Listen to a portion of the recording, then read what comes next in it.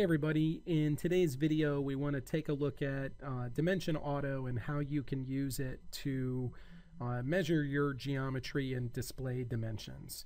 You'll find Dimension Auto under the Evaluate tab.